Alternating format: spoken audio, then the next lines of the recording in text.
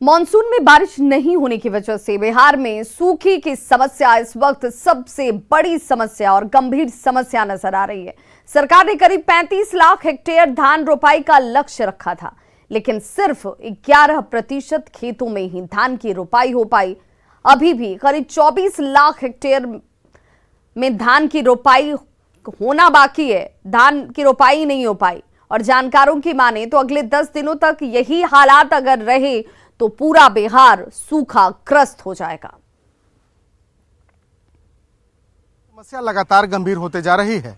जानकारों की माने तो अगले 10 दिनों तक बरसात नहीं हुई तो पूरा बिहार सूखाग्रस्त हो जाएगा। और यह समस्या सिर्फ बिहार के साथ ही नहीं है, बल्कि उत्तर प्रदेश, झारखंड जैसे राज्य भी इसी समस्या से जूझ रहे हैं। सबसे बड़ी बात है, सरकार के द्वारा लगातार समीक्षा की जा रही है। किसानों के खेतों तक पानी पहुंचाने का भी निर्देश दिया गया, लेकिन उसके बाद भी किसानों के खेत सूखे हैं। और पूरे बिहार में यदि हम धान की रोपाई की बात करते हैं तो लक्ष्य लगभग 35 लाख हेक्टेयर का रखा गया था, लेकिन 11% खेतों में ही सिर्फ धान की रोपाई हो पाई है। अभी भी खेत खाली पड़े हैं। किसानों को इंतजार है कि बारिश होगी और उसके बाद वो धान की रोपाई करेंगे। लेकिन फिलहाल जो स्थिति है वह यह साफ तौर पर कहा जा सकता है कि बिहार सूखे की चपेट में आने वाला है। बरसात नहीं होने के कारण लगातार समस्याएं बढ़ रही हैं और ख़ास तौर पर बिहार जैसे राज्य के लिए काफ़ी बड़ा नुकसान भी ये हो सकता है, क्योंकि जिस तरीके से पूरे बिहार में सूखे की स्थिति बनी हुई है, एक बड़ी चुनौती सरकार के सामने और किसानों के सामने है।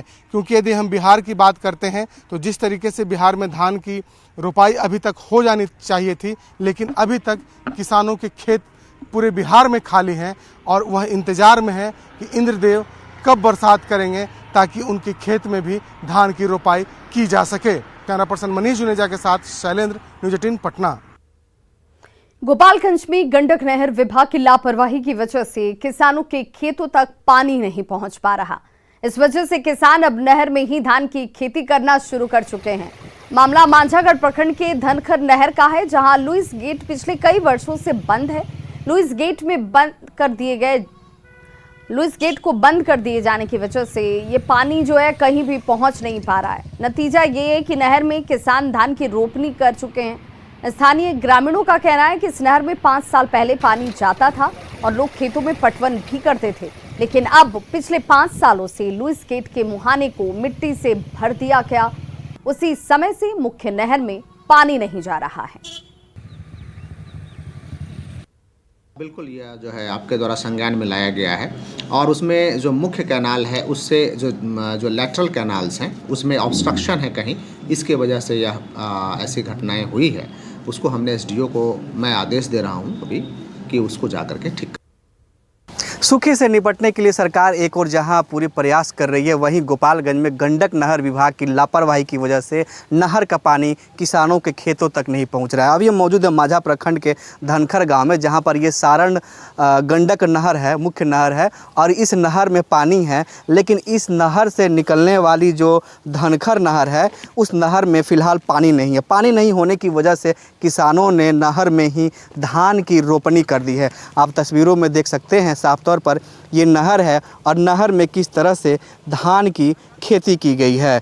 यहाँ के ग्रामीण बताते हैं कि जो सुलुइस गेट है वो तकरीबन पिछले 5 साल से बंद है। इस वजह से इस मुख्य नहर से धनखर नहर में पानी नहीं पहुँच पा रहा है। यहाँ कुछ किसान हैं, हम इनसे बात कर लेते हैं कि कैसे ये समस्या आ पा रही है। ये बताइए कि कितने सालों से इस नहर में पानी नहीं आ पा रहा है? इस नहर में 4-5 साल से पानी नहीं जा रहा है। और तो फिर यहाँ सूखा कैसे खेत पटवन होता होगा? खेत की सिंचाई बस वही पंपी सेट लगा करके बड़े नहर में वैसे किया जाता है। पानी नहीं पहुँचने की वजह से यहाँ लोगों ने धान की रोपनी कर दिया है। हाँ जी। तो ये लोग कौन है जो धान की रोपनी किए हैं? ये जिनका ज़मीन इसमें पड़ा है वो अपना ज़मीन पर धान उन बोआ है।